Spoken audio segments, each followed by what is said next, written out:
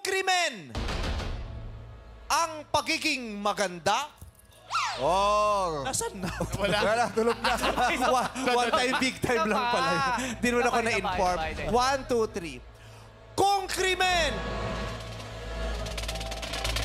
Nasaan yung kaninang gano'n? O, dead mo na.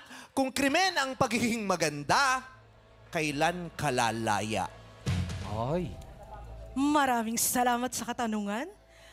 Lalaya ako kapag alam ko at buo na ang loob ko na ipagsigawan na napakaganda ko at hindi lang napakaganda, may mabuting puso, may mabuting pag-uugali at may malasakit sa kapwa. Iyan ay ikakalaya ko. Yun lamang at maraming salamat. Natawa ko ng tawa.